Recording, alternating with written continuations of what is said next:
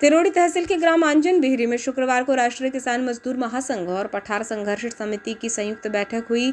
इस बैठक में तिरोड़ी तहसील के पठार अंचल से जुड़ी समस्याओं, खासतौर पर जंगली सुअरों के उत्पात, अघोषित बिजली कटौती पर चर्चा हुई। जिला अध्यक्ष खोवेंद्र तुरकर, जिला संयोजक ईश्वरी प्रसाद बिसेन, ब्लॉक अध्यक्ष मीनेश राज तुरकर, जिला पंचायत सदस्य प्रकाश शुके, महेश बोरकर, वरिष्ठ समाज सेवी शरद पांडे, आंजन बिहरी सरपंच दीपक पुष्पतोड़े की प्रमुख उपस्थिति में बैठक संपन्न हुई। बैठक में पठार अंचल के गन्ना उत्पादक किसानों ने बड़ी संख्या में हिस्सा लिया, जिन्होंने संगठन के सामने जंगली सुअरों के फसलों को किस तरह से बर्बाद किया जा रहा है इसकी विस्तार से जानकारी दी। गन्ना उत्पादक किसानों ने बताया कि जंगली सुअरों के आतंक से उन्हें खेती छोड़ने पर मजबूर होना पड़ रहा है।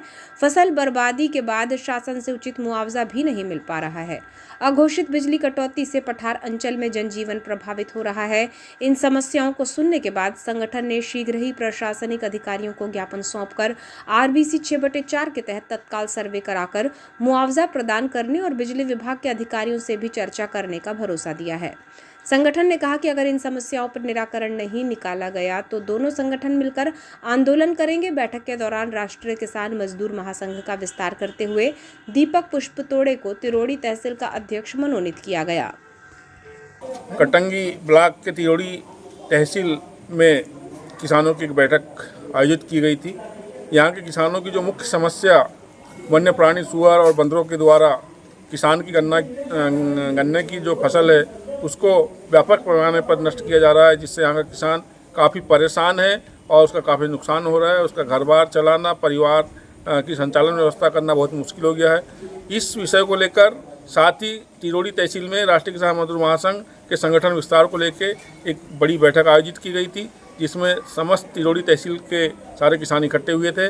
और आज संगठन ने सारे किसानों के साथ बैठकर ये निर्णय लिया कि निकट बहुत जल्द ही यहाँ तिरोड़ी तहसील के समस्त गन्ना उत्पादक किसान कटंगी अनुभाग में जाकर SDM कार्यालय में एक ज्ञापन सौंपा जाएगा, जिसमें सरकार द्वारा RBC 6/4 के तहत किसानों को वन्य प्राणी द्वारा नुकसान की गई फसलों की आर्थिक क्षतिपूर्ति राशि तत्काल सर्वे कराकर किसानों के खाते में भुगतान करने के लिए निवेदन किया जाएगा।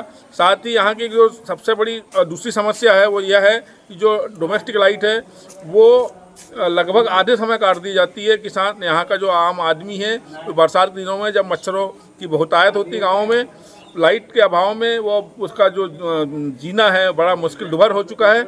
ऐसी हालत में हम मध्य प्रदेश विद्युत मंडल से भी यह अपेक्षा रखते हैं कि वो शीघ्र यहाँ के किसानों को जो डोमेस्टिक लाइट है पूरे टाइम उसे प्रदान करें, ताकि यहाँ के जो नागरिक है, आम नागरिक है, वो इन सारी दिक्कतों से उसे सामना न करना पड़े।